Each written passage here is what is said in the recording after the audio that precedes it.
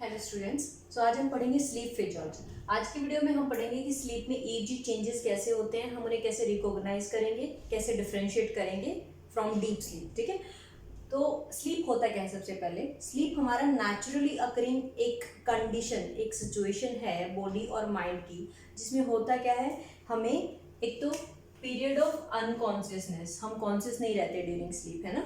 और it's not about easy changes, हमेशा ऐसे नहीं होता कि स्लीप जो है उसमें हम ईजी चेंजेस ही पढ़ते हैं, बट ऐसा नहीं है। ईजी चेंजेस हमें हेल्प करते हैं स्लीप स्टेजेस को डिस्टिंग्विश करने के लिए। अदरवाइज यहाँ पे फिजियोलॉजिकल चेंजेस भी हो रहे होते हैं और हर सिस्टम में भी चेंजेस हो रहे होते हैं, राइट। तो स्लीप में पीरियड ऑफ अनकॉन्शियसनेस होती है फर्स्ट ऑफ ऑल, ठीक है। हार्ट रेट और रेस्पिरेटरी रेट डिक्रीज हो जाते हैं, मसल्स टोन डिक्रीज हो जाती है, ठीक है, वो हम पढ़ेंगे आगे। और threshold to sensory stimulus, this is very important. Threshold to sensory stimulus बहुत ज़्यादा हाई हो जाता है, इंक्रीज हो जाता है। मीन्स अगर हमें इतना टच फील हो रहा था तो वो थ्रेशोल्ड इतना हाई हो जाएगा कि आपको बहुत जोर से हिलाने से आप जागोगे, अवेक स्टेज में आओगे, है ना।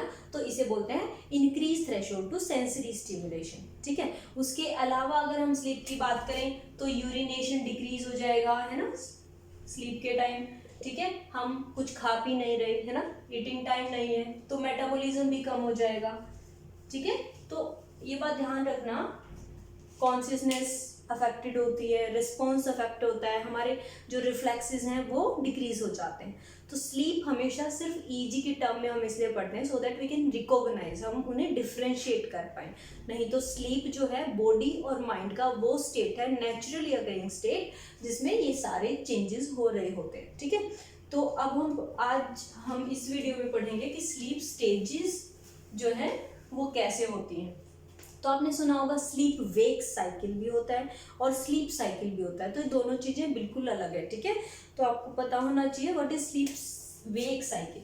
अब देखो स्लीप वेक नाम से पता चल रहा है कि वेक पीरियड भी है इसमें, राइट, ठीक है। तो स्लीप वेक साइकिल क्या होता है कि हमारा पूरा 24 आवर में, ठीक है, हम कितने आवर्स स्लीप कर रहे हैं और कितने आवर्स अवेक पीरियड में हैं। तो अराउंड हम 8 आवर स्लीप करते हैं फॉर एग्जाम्पल, तो रिमेनिंग जो आवर्स हैं वो हमारा अवेक पीरियड है, ठीक है। तो इसे बोलते हैं हम स्लीप वेक साइकिल, ठीक है। तो स्लीप साइकिल अगर आता है तो उसमें स्लीप वेक साइकिल मत लिखना, ओके। तो अब हम बात करते हैं स्लीप साइकिल क्या होता है। अब इस 8 आवर्स की बात करें, इस 8 आवर को अगर हम एक्सपेंड करें, ठीक है, अब हमें ये सिर्फ स्लीप के बारे में पढ़ना है, तो ये 8 आवर जो है वो सिर्फ स्लीप है हमारी, ठीक है।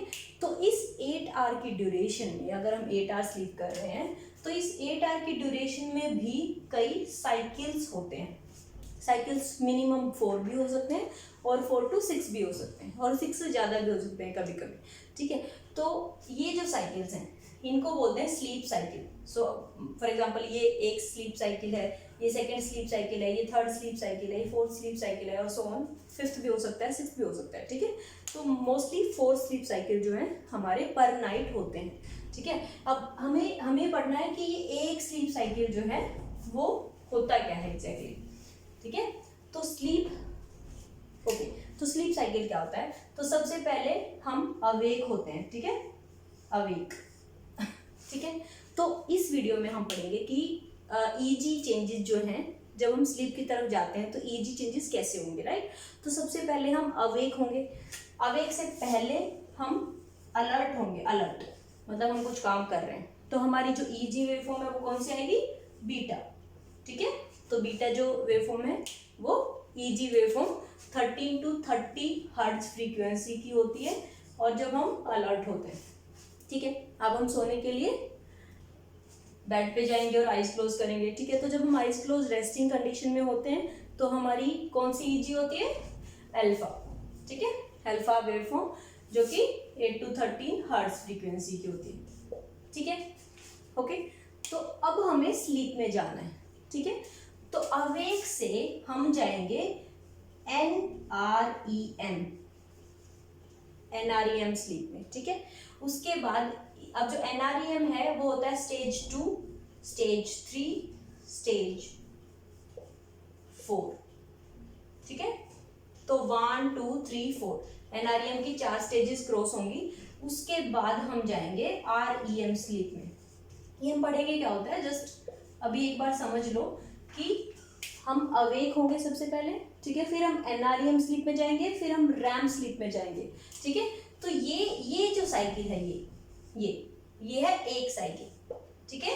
तो यहाँ पे हम अवेक थे, ठीक है, फिर हम यहाँ से एनआरईएम में गए और वहां से रैम स्लीप में गए, ठीक है। तो ये हो गया हमारा एक साइकिल। तो ऐसे लगभग 4 साइकिल मिनिमम जो है हम एक नाइट में कंप्लीट कर रहे होते हैं। तो यहाँ पे फिर से एक साइकिल ये है NREM to REM, NREM to REM, ठीक है, एनआरईएम टू रैम, ठीक है। तो इस तरीके से हर बार साइकिल रिपीट हो रहे होते हैं। और जो एक साइकिल है वो अराउंड 70 to 100 मिनट की ड्यूरेशन का होता है, ठीक है। तो ये वेरी करता रहेगा, फर्स्ट थिंग ये वेरी करता रहता है, ये डिक्रीज होता रहता है टाइम। जब हम मॉर्निंग की तरफ जा रहे होते हैं तो ये डिक्रीज हो रहा होता है, ठीक है। हम स्टेजेस पढ़ेंगे कि कैसे होता है, बट फिलहाल के लिए आपको समझना होगा कि पर नाइट हमारे कुछ साइकिल्स रिपीट हो रहे होते हैं अराउंड 4 to 6, ठीक है, जिसमें अवेक से हम नॉन रैम में जाते हैं, नॉन रैम से रैम में जाते हैं, फिर हम दोबारा अवेक नहीं होते, फिर से नॉन रैम में जाते हैं, फिर से रैम में, फिर से नॉन रैम, फिर से रैम। तो इस तरीके से साइकिल जो है वो रिपीट होते रहते हैं, ठीक है। ये हम लास्ट में फिर से पढ़ेंगे। अभी के लिए हम देखते हैं कि आखिर ईजी चेंजेस कैसे होते हैं और हम उन्हें कैसे डिस्टिंग्विश करेंगे कि हम कौन सी स्लीप स्टेज में हैं, ठीक है। ओके, तो हम यहाँ से बात करते हैं। तो हम अवेक हैं विद आईज क्लोज, सोने की कोशिश हो रही है, ठीक है। अब हम स्लीप में जाएंगे, ठीक है। तो स्लीप में कौन सी स्टेज है, नॉन रैम। तो जो स्लीप स्टेज है, हम स्लीप को 2 पार्ट्स में डिवाइड करते हैं, नॉन रैम स्लीप और रैम स्लीप, ठीक है। तो हम फिलहाल सीक्वेंस वाइज ही पढ़ेंगे कि हम कैसे एंटर होते हैं स्लीप में, ठीक है। तो non REM sleep, non REM मतलब non rapid eye movement, rapid eye movement, ठीक है। रैम होता है रैपिड आई मूवमेंट और नॉन रैम होता है non rapid eye movement, means यहाँ पे आई की कोई मूवमेंट नहीं हो रही होती, ठीक है। तो सबसे पहले हम बात करते हैं स्टेज 1 की। तो नॉन रैम स्टेज 1 जो होता है, अब देखो this is called very light sleep, very light sleep. अब देखो स्लीप है, हम स्लीप में जा रहे हैं तो कुछ तो डिफरेंट होगा, बीटा या अल्फा एक्टिविटी नहीं होनी चाहिए, राइट। लेकिन हम बिल्कुल स्लीप में नहीं गए हैं तो थोड़ा सा अवेक भी होते हैं हम, ठीक है। तो जो अवेक आई क्लोज की कौन सी रिदम है, हमारी अल्फा रिदम है, तो वो होगी पहली बात। तो अल्फा रिदम होगी, प्लस हम स्लीप में जा रहे हैं। अब स्लीप की स्लो वेव रिदम होती हैं, हमने लास्ट वीडियो में पढ़ा था कि थीटा रिदम और डेल्टा रिदम जो है वो स्लीप की होती हैं, बट डेल्टा जो होती है वो डीप स्लीप के लिए होती है। तो अभी हम डीप स्लीप में नहीं है, ओके, तो लाइट स्लीप में है, तो थीटा रिदम होगी। तो हमारी कौन कौन सी हुई, लेट्स जस्ट राइट देम। तो यहाँ पे क्या होगी, अल्फा प्लस थीटा। अब थीटा इसलिए होगी क्योंकि हम स्लीप में एंटर कर रहे हैं, बट अल्फा इसलिए होगी क्योंकि हम अवेक भी हैं, ठीक है।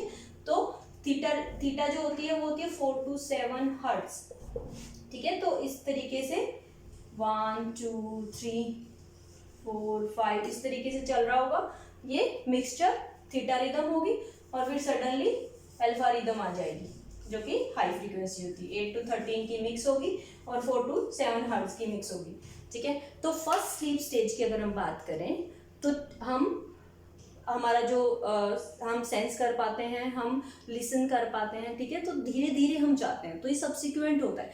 और तो हमारी जो होती है very light sleep, this is called, ठीक है। इसमें होता है अल्फा और थीटा वेवफॉर्म, ठीक है।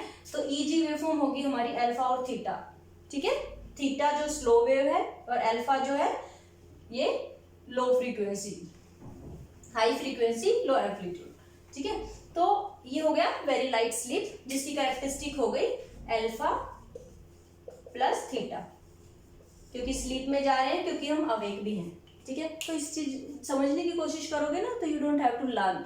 तो अब देखो नॉन रैम 1 स्टेज, अब हम और डीप स्लीप में जाएंगे, ठीक है। तो स्टेज 2 एनआरईएम स्टेज 2, ठीक है।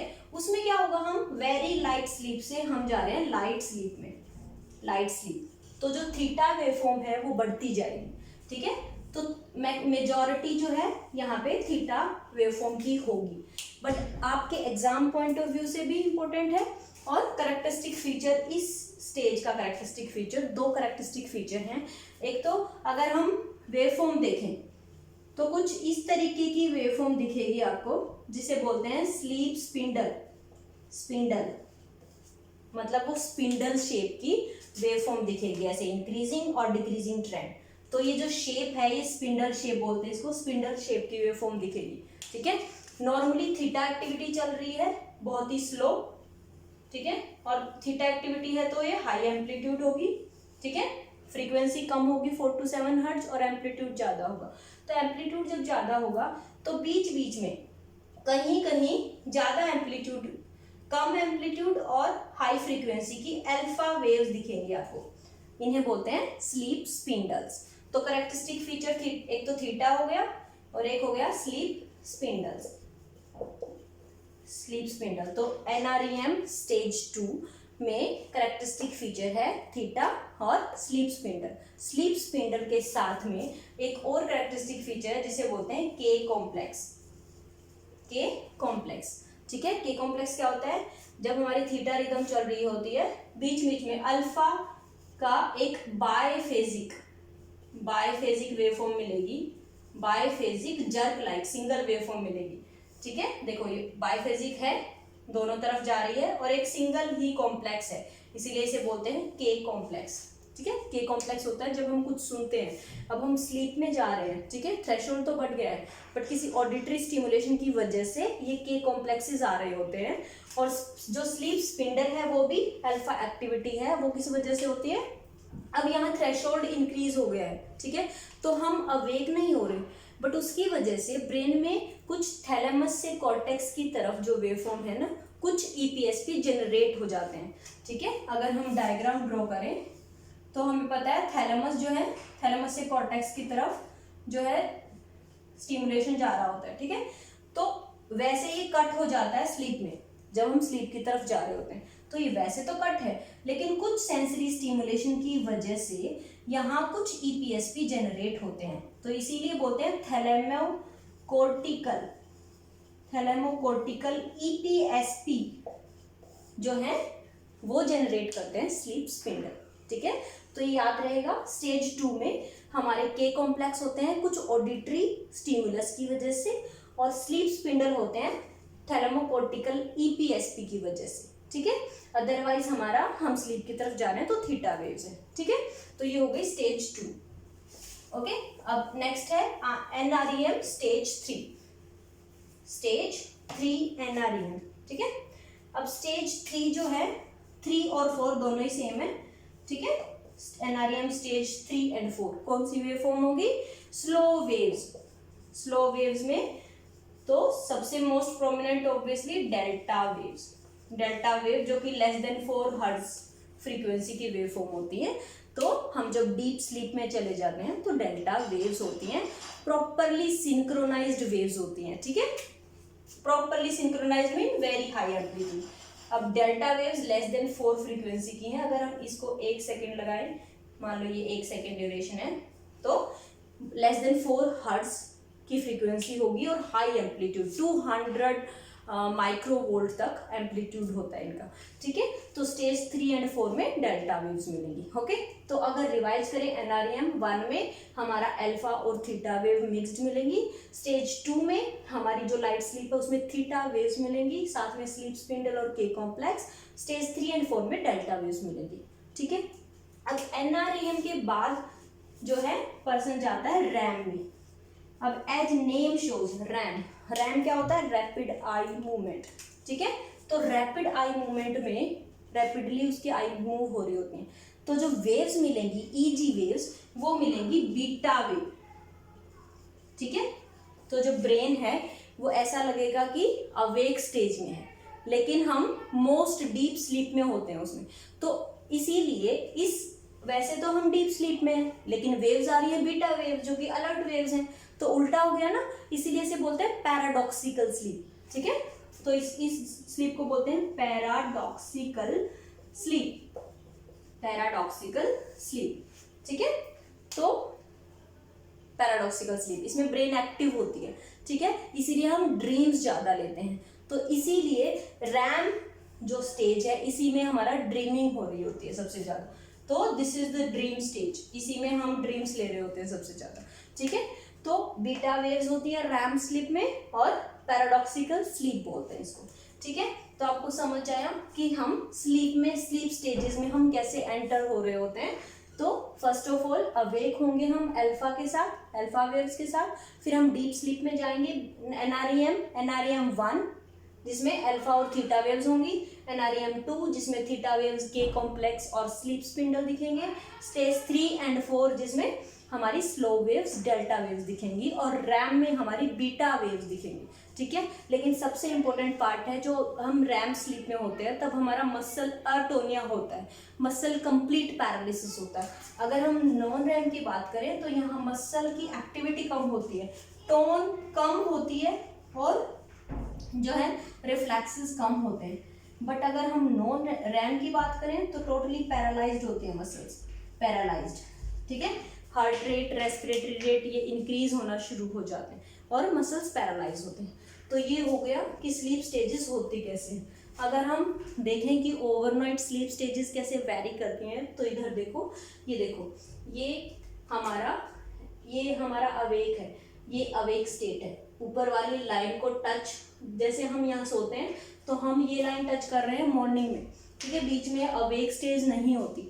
और जो रेड कलर में दिख रहा है आपको ये है आरईएम, रैपिड आई मूवमेंट, ठीक है। तो बेसिकली हम एनआरईएम में जाएंगे, स्टेज 1 2 3 डीप जाएंगे, ठीक है, और फिर हम रैम स्लीप में एंटर होंगे, फिर से हम साइकिल में जाएंगे, फिर हम दूसरे साइकिल में एंटर होंगे। तो ये जो एक है यहाँ से यहाँ तक, ये है एक स्लीप साइकिल, ठीक है, ये सेकेंड स्लीप साइकिल, ये थर्ड स्लीप साइकिल, ये फोर्थ स्लीप साइकिल, ठीक है। तो जो स्लीप साइकिल की ड्यूरेशन है ये डिक्रीज होती जाती है।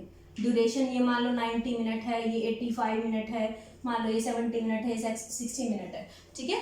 और ये ड्यूरेशन जो एल्डरली पीपल हैं इनमें और भी कम हो जाती है।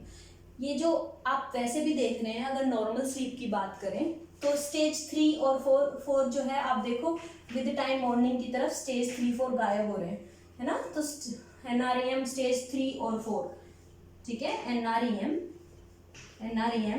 स्टेज 3 और 4 ये डिक्रीज होते हैं मॉर्निंग की तरफ जाते हुए, और जो रैम स्लीप है आरईएम वो इंक्रीज होती है जब हम मॉर्निंग की तरफ जाते हैं। देखो ये ड्यूरेशन जो है, ये ड्यूरेशन इंक्रीज हो रही है, ये इंक्रीज हो रही है, तो रैम इंक्रीज हो रही है और नॉन रैम डिक्रीज हो रही है, ठीक है।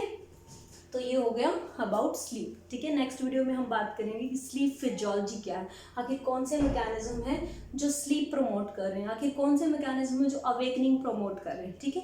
तो नेक्स्ट वीडियो में हम उसके बारे में बात करेंगे। कोई क्वेरी है तो आप कमेंट बॉक्स में डाल सकते हैं। Thank you so much.